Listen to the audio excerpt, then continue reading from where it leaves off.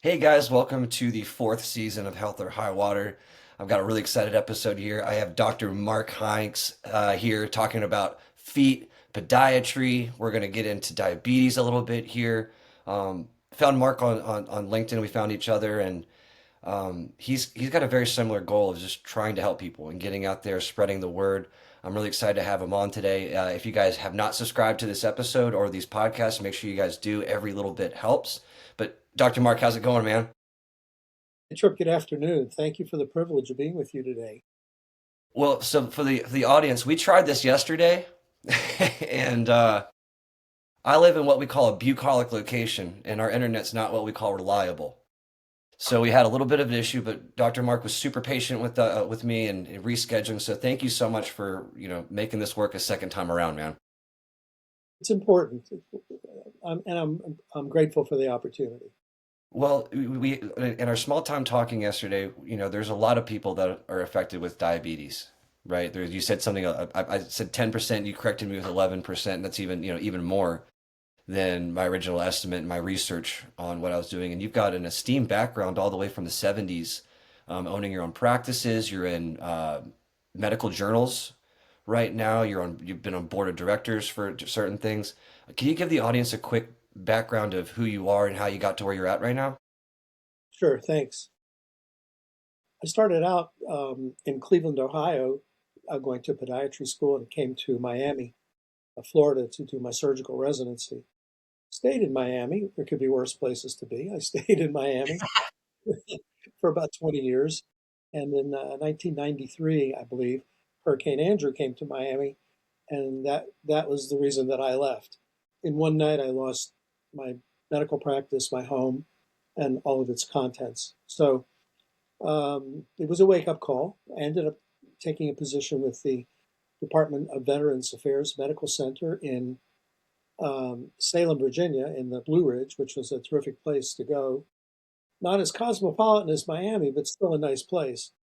And then I stayed there 5 years, and then had an opportunity to come to Nashville to be the uh, chief of the podiatry department, and probably more importantly, the chairman of the Preservation, Amputation, Care, and Treatment Program. So a lot of your work has been dealing with trying to prevent things like amputations, correct? Yes, yes. So with your work with, what over 10% of the population having diabetes and loss of limbs being a risk, what got you into this specific niche and what are you trying to accomplish with it? Well, the position that I was given really made me focus on, the diabetic foot, although I'd been treating people with the foot health of people with diabetes for many years. There are 500 million people on this planet who have diabetes and 500 million who have prediabetes. And that number is going to double within about 10 to 15 years. And, when you look at the numbers, the single most costly, debilitating, and deadly diabetes complication, which is responsible for infections, hospitalizations, amputations, and in some cases, premature death, is a diabetic foot ulcer.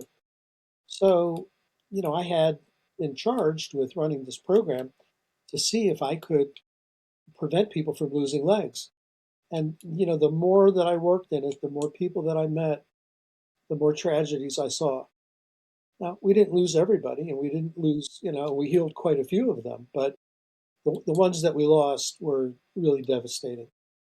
I would work for months and months with people to get their wounds healed, and then they would die. So, I thought to myself, there's got to be a better way. We are not doing the best service for these people.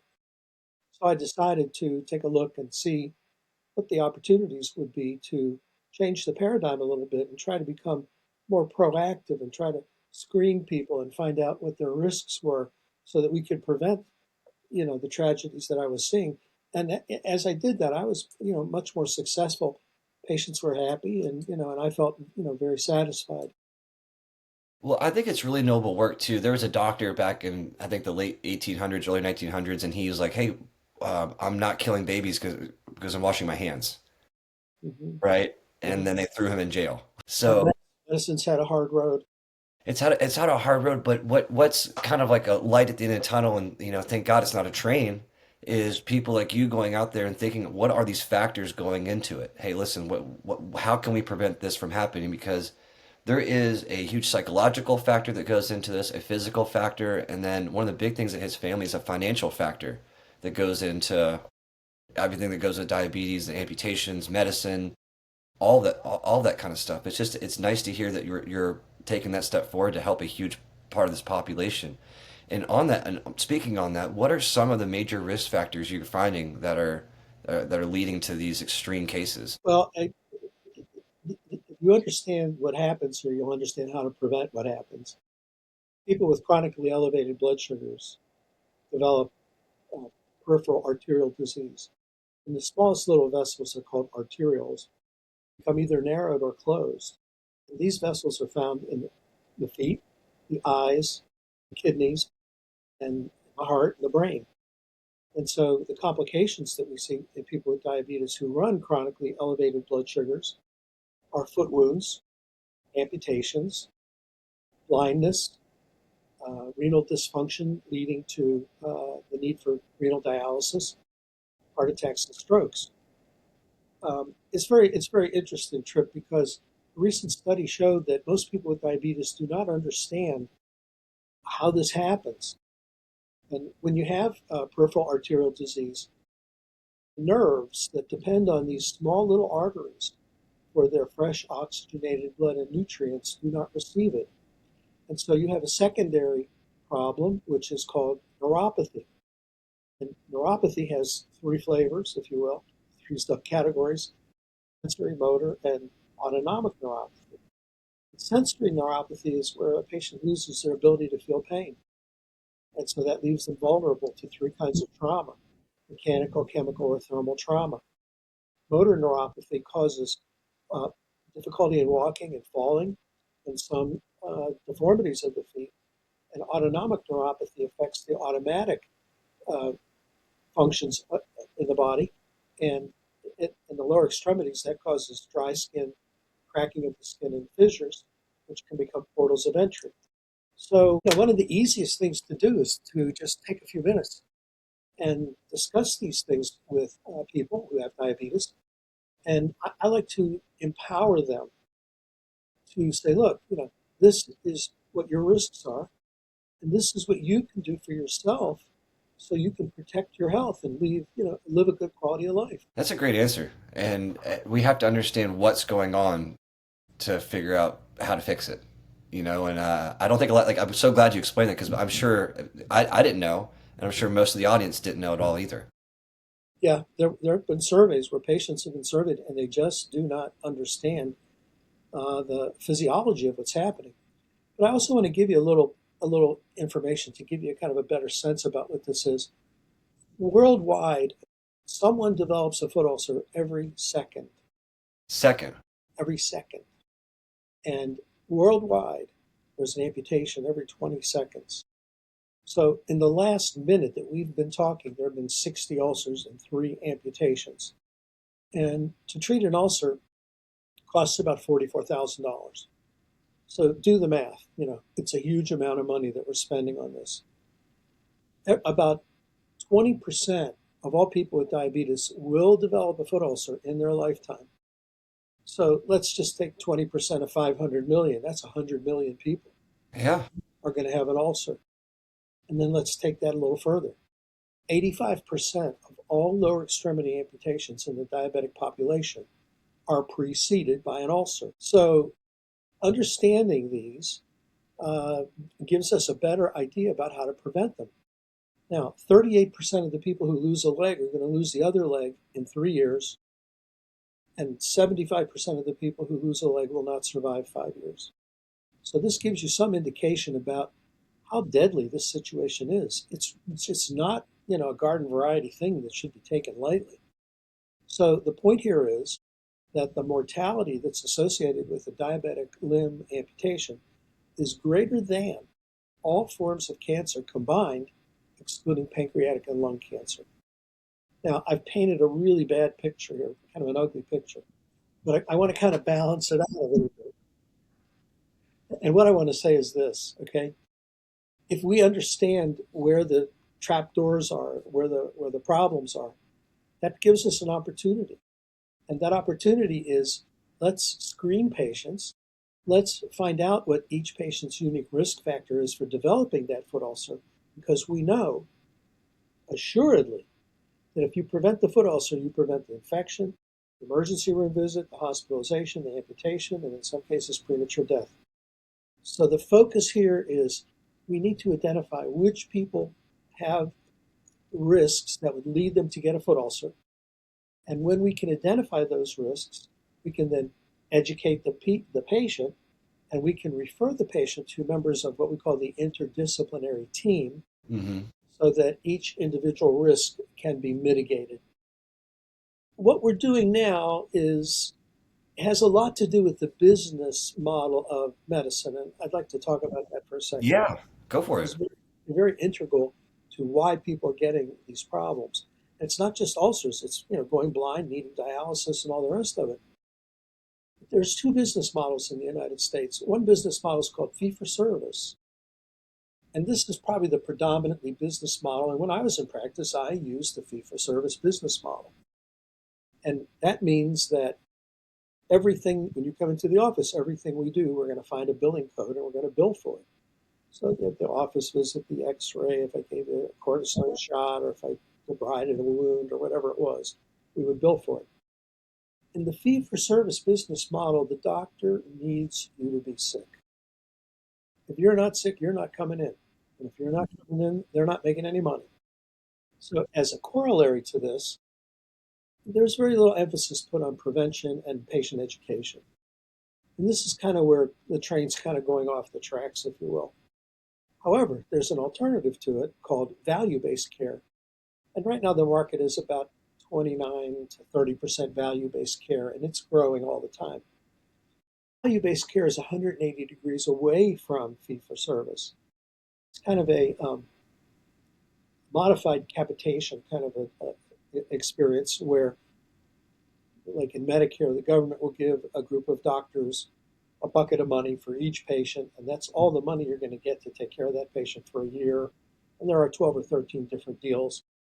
But the idea here is that the emphasis is on financially incentivizing the doctor to take good care of this patient, because they get paid more if they keep the patient healthy. Right. If there's money left over at the end of the term, it's theirs. So this is where prevention and education really are critical, because it's going to make the difference between a patient, having an ulcer or having a heart attack or needing dialysis and having better health. So the business model has a lot to do with how patients are treated. That's you explain things really great. We're gonna have you back on just let's have the voice of reason or something, you know. But just talking preventively. So myself, I'm a genetic based program designer. So I figure out your health and wellness programs based off of DNA. Hey, what's your CLL5A1 risk for Achilles ruptures and tendinopathy, those kind of things. Are you guys using tools like genetic testing? I know there's a called 5YAR that's directly correlated with type 2 diabetes. Are you using tools like that at all? I haven't been involved in any genetic testing. There's so much happening so quickly in the Yeah. world of medicine. And I retired in 2019. I'm just going to have to say I probably would have done it if I was still practicing, but right now, no, I haven't used it. Well, it is so new too, and I was on the phone today trying to present this health profiling process I got for using DNA testing to help with insurance. You know, hey, if you're healthy, pay a lower premium. If you're out of shape, what have you. But it's still such a new thing that no one's ever programmed off of DNA, health and wellness programs. I'm one of the first ones, so I know it's kind of a shot in the dark with that. But do you, do you notice more amputations with type 1, type 2? Are there certain ones at more risk? Yeah, it's a good question. I think people with type 1 get a little bit more attention, a little more love. Typically, it tends to happen in younger folks. And so, there's probably a little bit more energy and effort for them. Type 2 is more of a kind of a social problem of overeating, not enough exercise, bad lifestyle, you know. But I tell you what, if we could give four core messages to people with diabetes to help them to prevent an amputation, I want to tell the first one is feet must last a lifetime. And there's a great story about this. I lived in Miami for many years, and people that in Florida or who travel to Florida know about the delicacy called the stone crab. And it comes out of the Gulf of Mexico. They trap these crabs, they take off the claw, throw the crab back in, and a miracle, it regrows the claw. You lose your leg, you're not regrowing it. So feet must last a lifetime. The second thing is screening is so critically important because it helps us identify patients' risks. And the third thing is, as I mentioned, preventing the foot ulcer prevents all the sequelae. So the message that I really want to get to everyone who's listening, who not only people with diabetes, but people with prediabetes, because people with prediabetes really are not getting what I feel is appropriate care. Most of the time, doctor says, "Well, your blood sugars are a little high. You're not quite diabetic yet, so go home and be good." Can you explain that? Can you explain the two for the audience by chance so they know the Sure. difference? There's a measurement of blood sugar, and it's called the hemoglobin A1C. And that number is the ideal number would be 7. And the hemoglobin A1C is a blood test that is the average of your blood sugars of the previous 3 months. People who are running, right around a little higher, or whose blood sugar, random blood sugar is over 100, um, they're not quite diabetic, but they're on the way. So those people really haven't been given enough education and enough information on prevention. And as a matter of fact, the literature says 21% of those people, when they convert to type 2 diabetes, will already have retinopathy. They'll have problems with their eyes. And 24% of those people will already have issues with sensory neuropathy, where their feet are numb and they don't feel pain. It's called loss of protective sensation for pain. So it's really critical that not only people with diabetes, but people with prediabetes have a comprehensive diabetic foot exam every year. And I'm not just saying it. This is recommended by many groups, including the American Diabetes Association and International Working Group on Diabetic Foot and so forth. And if a person with diabetes is not getting a foot exam, they need to get it, and they need to ask their doctor. And what we say is, if you haven't gotten a foot exam the last time you were there, the next time you go in there, you take your shoes and socks off so that when your doctor comes in, he gets the message. Now, I want to talk about for a minute about the doctor for a second, Yes. because I don't want people to think I'm trashing the doctor. I'm trashing the doctor a little bit, but there's good reason why. And it goes like this: there aren't enough endocrinologists to take care of people with diabetes. Diabetes is a complex condition that requires a specialist. And the ratio in the United States of endocrinologists to patients with diabetes is about 1 to 5,000. So clearly, you know, not very few people with diabetes are able to see an endocrinologist. So by default, 90% of these people are being treated by their primary care provider. Primary care providers are good people. They're working hard and they're getting slammed. And unfortunately, they're generalists and they're not specialists. And it's been proven that they don't know best practices all the time for diabetes. There are also other issues. There's an issue of time. They just don't have enough time to do everything that should be done. There's an issue of education. What do they know about foot health, let alone diabetic foot health? Some are very knowledgeable, a lot are not. So you've got that issue, and then you've got motivation. Do they really want to look at somebody's foot? Usually the answer is no. So I am going to support primary care doctors and nurse practitioners because a lot of them are doing a terrific job, but quite a few of them are not looking at people's feet, and this is something that has to change. Well, I want to bring up something personal about the pre and diabetic to kind of slingshot me into a question about endocrinology and what you're talking about here. So for all the listeners out there, I have to do a lot of blood work with these genetic tests, and I've got to say the amount of high A1C and pre-diabetes ratings for myself in people under 30 was staggeringly high. Staggeringly high. And every single person I worked with that had this, I tried to explain it as best as I could. They would go to the doctors, put them on medication. So, what Dr. Mark is talking about here with this stuff is real and happening in real time, and I'm seeing it, right? And people not taking care of themselves the right way. I'm sure my clients never got their feet checked or are not following up with blood work. They're not getting screened. So this is a real big issue that people, this episode take a take a beat and go down to the copy here. Check out Mark's book on diabetes. Could you flip up the book for us real quick so people can see it? Thank you. The 100% Healthy Feet. I highly recommend going to go grab that book. I'm reading it, but the reason I bring up this, I had a specific client that I was working with, and he was 26 years old, didn't look unhealthy at all, but he was on the edge from pre-diabetes to diabetes. Seemed like a normal dude. With this kind of age range of young people having a high pre-diabetes, diabetes, these kind of things. You talk about endocrinologists. Is there a hormone issue going on? Is lack of testosterone or high estrogen? Are those factors in this kind of thing?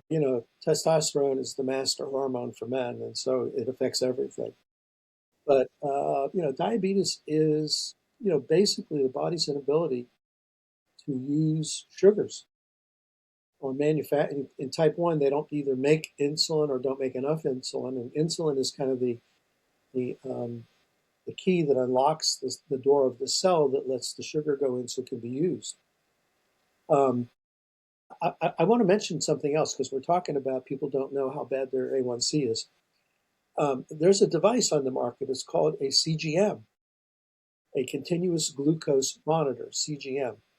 And if you've seen anybody that's got this little white kind of Yeah, a gizmo on their yeah, arm, I've seen that. that's a CGM. And this is revolutionary. And what the CGM does is it monitors your blood glucose in real time. So instead of, a hemoglobin A1C test that is the average of your blood sugars for the last 3 months, the CGM tells you what your blood sugar is today, here, right now. And my wife is type 2 and she wears one. And, it's kind of fun because we eat dinner and then, we wait and it sends a report to your phone, to your phone. Yeah. And so she'll say, well, I wonder if I have this ice cream, I wonder, what'll happen. The thing buzzes. So, but the point here is this: even people who don't have diabetes are using CGMs now because they're interested in performance. Metabolics, right? Yeah. So the really important thing about CGM is it allows the person who's wearing it to have instantaneous feedback about what they're eating and what their activities are and how that affects their blood sugars. And the other thing that's going to be really important about CGMs is one of the two big manufacturers, and I won't give anybody a plug here, but one of the two big manufacturers saves all the data. And the data, for example, let me see if I can say this. The person whose blood sugar is kind of goes along like this will have the same reading as a person whose blood sugar goes like this because it's an average. Okay. Whose blood sugar goes like this has what's called time out of range. In other words, there's a range where that should be. But if your blood sugar is too high or if it's too low, that's time out of range. And so with these devices, we are now able to understand not only how far out of range you are, but how long you're out of range.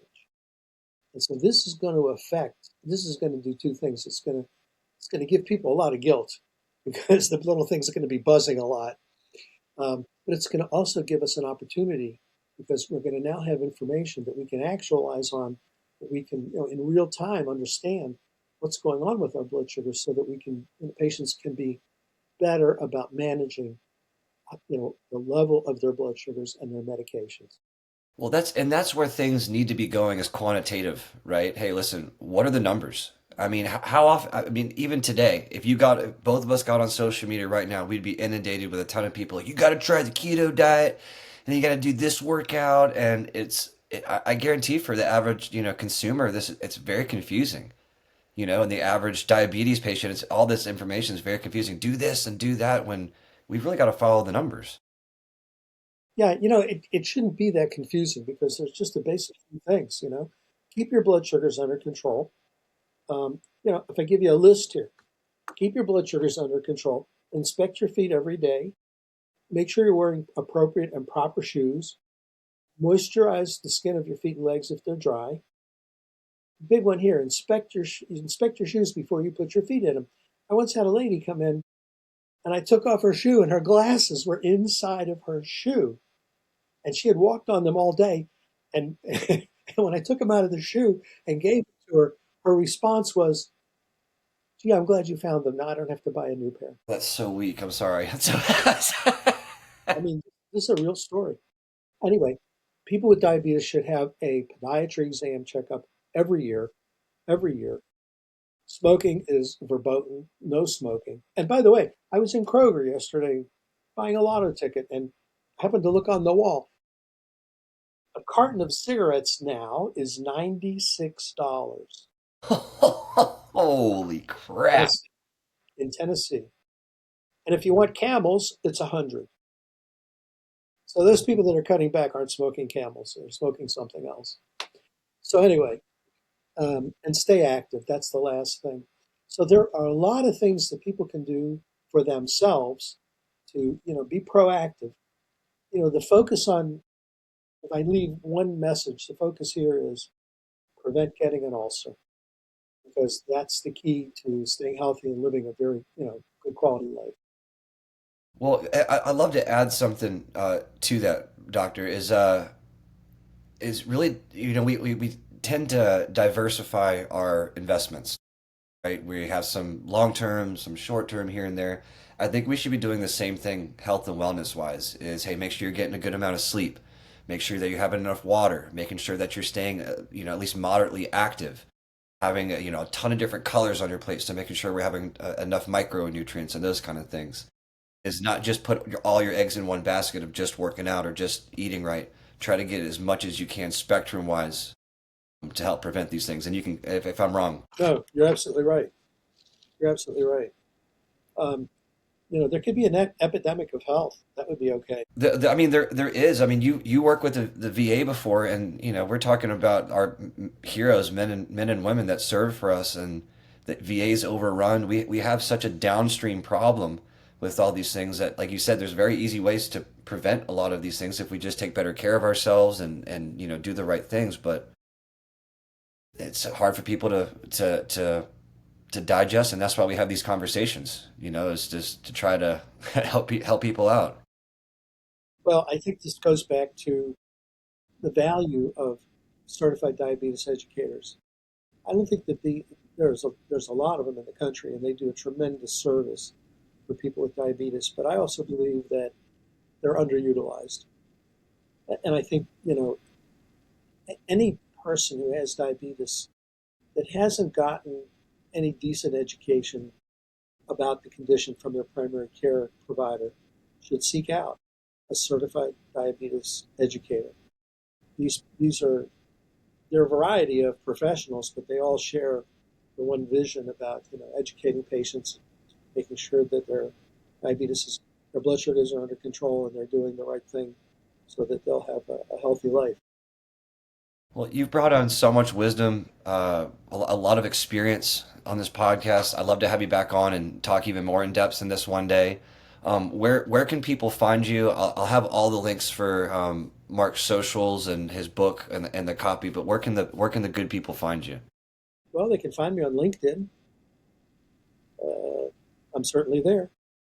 Hey, that works. That's the honestly my preferred mode of communicating for professional wise, you know.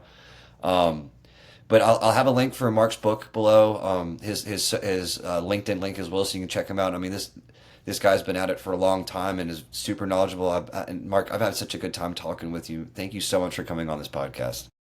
Tripp, I'm grateful for the privilege and thank you. Of course, we want to thank our sponsors. First off, Beerski Beef Sticks. If you guys are looking for a really healthy snack that's 100% cow and 100% organic and great for the kids, it's not no processed meat at all. Go to beerski.com, type in code HOWH, Health or High Water Podcast, and get 30% off. I think 30 or 15% off. Don't I forget, but you'll get a certain discount off of that, as well as thank you Gene Planet Genetic Testing Company. If you guys are looking to get your DNA tested, go to click the premium test under there and click on type in code APT for 30% off the genetic test. So Mark, thank you so much for coming on the podcast. I will be talking to you soon to get you back on for season 5. All right. Be my pleasure, Tripp. See you guys. This was Health or High Water.